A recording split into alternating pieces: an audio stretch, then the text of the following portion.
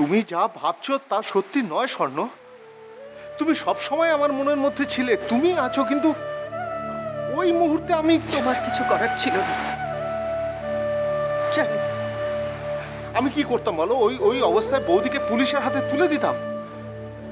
বৌদির সন্তান, আমাদের পরিবারের সন্তান জেলে জন্ম নিত। সেটা কি তোমারই ভালো লাগতো? উচিত হতো? তুমি বলো। জানি, ভেবে দেখিনি আমি। সেই মুহূর্তে সব ভাবনা চিন্তা আমার মাথায় আসে। তুমি তোমার বৌদির খুনের দায় নিজের মাথায় নিয়ে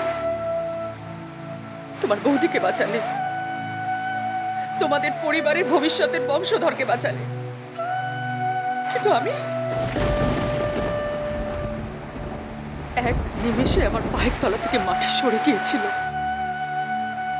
আমার জীবন, আমার ভবিষ্যৎ। আমাদের ভালোবাসার উপর ভরসা করে আমি অত বড় সিদ্ধান্ত নিয়ে ফেলেছিলাম স্বর্ণ। কত বড় সিদ্ধান্ত নিয়েছিলে প্রভা, কত বড় সিদ্ধান্ত নিয়েছিলে। তুমি কোনোদিন ফিরে আসবে সেটা তো ভাবনি। আমার সঙ্গে চিরজীবনের মতো সম্পর্ক খুঁচিয়ে তুমি জেলে চলে গিয়েছিলে প্রবাল। ভেবেছিলে একবার আমার কথা? আমি কোথায় যাব, কি করব? একজন খুনি স্ত্রীর সমাজে কি জায়গা হতে পারে? যাদের সঙ্গে সমস্ত সম্পর্ক ত্যাগ করে আমি তোমার সঙ্গে চলে গিয়েছিলাম, সেখানে ফিরে আসবো কোন সম্মানে ভেবেছিলে? জানি,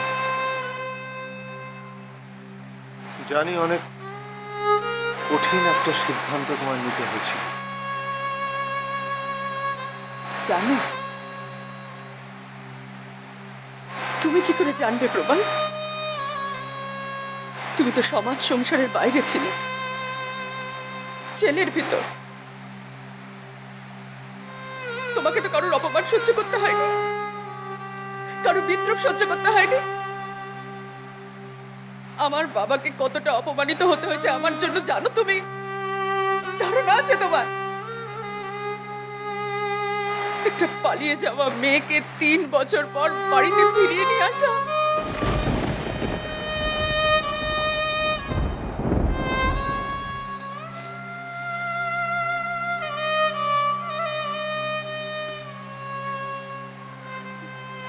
আমি জানি আমি আমি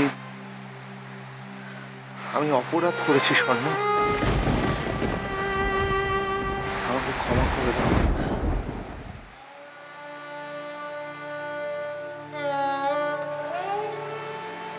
না প্রভা, সেটা আর সম্ভব না। আমি অনেক ভেবেছি, কোনো যুক্তিতেই আমি আমার মনটা সামলাতে পারছি না। আমার মন ভেঙে গেছে প্রবাল, ভেঙে গেছে। তোমার সঙ্গে নতুন করে জীবন শুরু করা,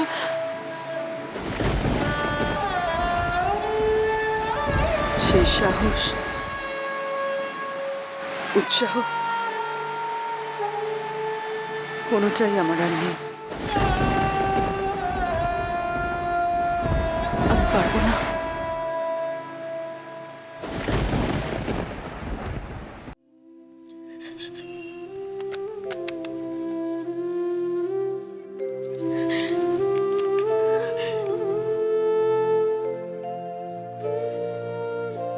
তোমার আশীর্বাদটুকুই তো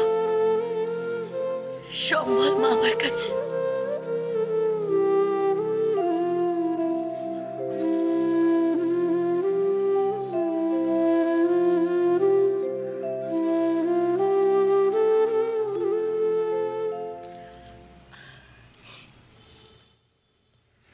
বাড়ির জন্য মন খারাপ করছে? মন খারাপ করলেই বা কি বলো, আমি তো নিজের ইচ্ছে দেখাতে এসেছি। জানো তো জয়তী, সারাদিন কলেজ টিউশন করে সময় কেটে যাচ্ছে। যে কোনো ক্লাসে ভর্তি হয়ে অন্য কিছু করব, অন্য কিছু শিখবো, তারও কোনো উপায় নেই। আর সময় পেলেই বাকি। টাকা পয়সা খুব জটিল সমস্যার মধ্যে আছে গো। একদম চিন্তা করিস না, ঠিক সমাধান পেয়ে যাবে। কারণ তোর সাফল্যটা তোর উপরই ডিপেন্ড করছে। কিন্তু মরি, টাকা পয়সা মানে তোর বর, তোর শ্বশুর বাড়ি, এরা সাহায্য করবে না? যা করার আমি নিজেই করতে চাই জয়দি, নিজেই করতে চাই। আচ্ছা তো জয়দি, তুমি 20 বছর ধরে এখানে আছো? উপরতলায় মিতুন বলে একটা বাচ্চা মেয়ে আছে, ক্লাস 11-এ পড়ে। ওর কলেজ হোস্টেলে সিট খালি হলে ও চলে যাবে। আমি প্রথম যখন আবাসিকায় এলাম, পিয়ালি ছিল আমার রুমমেট। পড়া শেষ করে সেই পিয়ালির বিয়ে হলো, মেয়ে হলো। আর সেই মেয়ে মিতুনের এখন 17 বছর বয়স। জানিস, মিতুনকে দেখি আর ভাবি আমাদের পিয়ালির স্বপ্নটা সত্যি হলো, সংসার করার স্বপ্ন। কিন্তু পিয়ালির সাথে সাথে সংসার করার স্বপ্ন তো আমিও দেখেছিলাম। তাহলে আমারটা কেন পূরণ হলো না রে? জয়দি, ভালোই আছে, হেসে খেলে 20টা বছর কেটে গেছে, আরো 20টা বছর কেটে যাবে। তারপর একটা ওল্ড এজ হোমে চলে যাব। চল, খেয়ে নিবি, চল।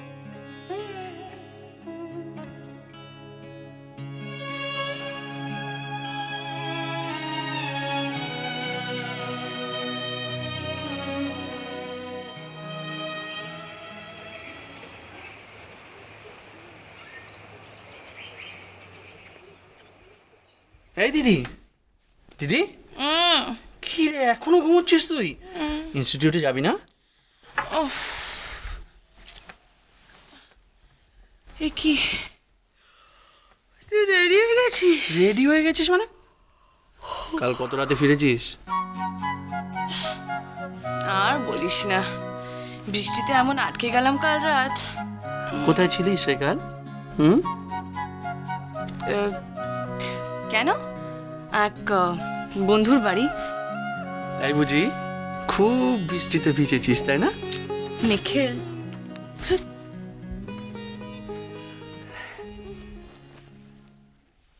নাইস টি শার্ট, আবার এক্সট্রা লার্জ। কোন নতুন বন্ধু? নিখিল। এই তো চাচাটা বড় করছি। হুম,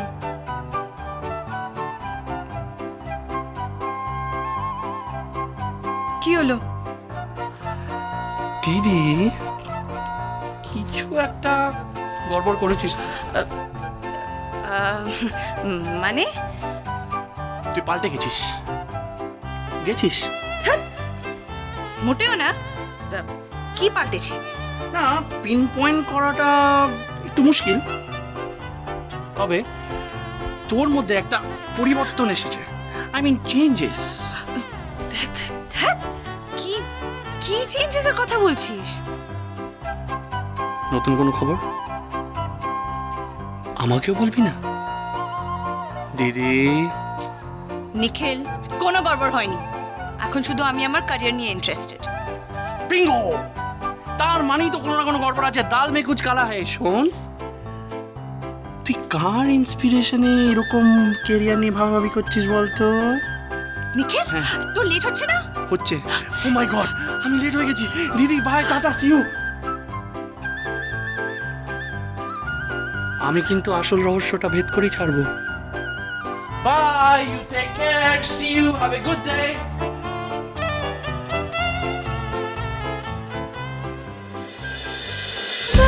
কথা